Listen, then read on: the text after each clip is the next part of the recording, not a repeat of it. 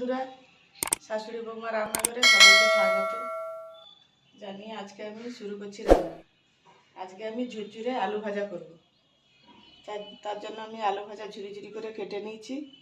আর শুকনো লঙ্কা দেবো, আর কারি পাতা দেবো, আর পোস্ত দেবো, বাদাম দেবো। বাদাম নিয়েছি, প্রথমে আমি বাদামটা ভেজে নেব গ্যাস জেলে। দেখুন বন্ধুরা, কীভাবে আমি আলু ভাজাটা ভাজা করছি আপনারা দেখতে। আলু ভাজাটা আমি নুন মাখিয়ে দিয়েছি, কিন্তু হলুদ দেবো না। হলুদ দিলে তেলে শুকা তেলে ভাজবো তো, তাই কড়াই জুড়ে যাবে, হলুদ দেওয়া যাবে না। হলুদটা দিয়ে কড়াইতে বাদামটা দিয়ে দেবো।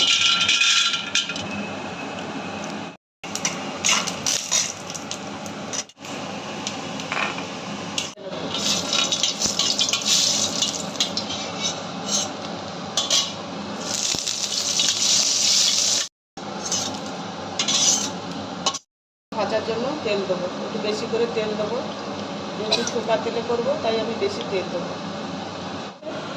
এবার আমি আলুগুলোকে জল নিগড়ে দেবো, অনেক জল বেরিয়ে গেছে।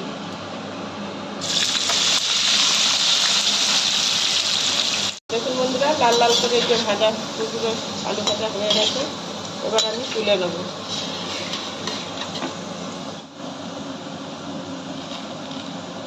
দেখুন বন্ধুরা, আলু ভাজা হয়ে গেছে, ঝুরঝুরে আলু ভাজা। আমি এর মধ্যে একটু পোস্ত দিয়ে দেবো।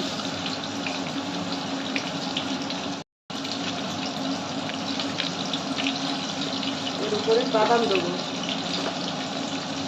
মাখাতে পারবে? এবারে মাখিয়ে নেবো, করে কারি পাতা দিয়ে দেবো। এগুলো উপরে পড়ে থাকবে। দেখুন বন্ধুরা, আলু ভাজা ঝুরঝুরে আলু ভাজা রেডি হয়ে গেছে। একটা ডালের সঙ্গেও খেতে পারবে, এমনি ভাত দিয়েও খেতে পারবে, বা চায়ের সঙ্গে মুচমুচে আলু ভাজা নিয়ে বসতে ভালো লাগবে। যদি আপনাদের ভালো লাগে, কমেন্ট করে সাবস্ক্রাইব করে সঙ্গে থাকবেন।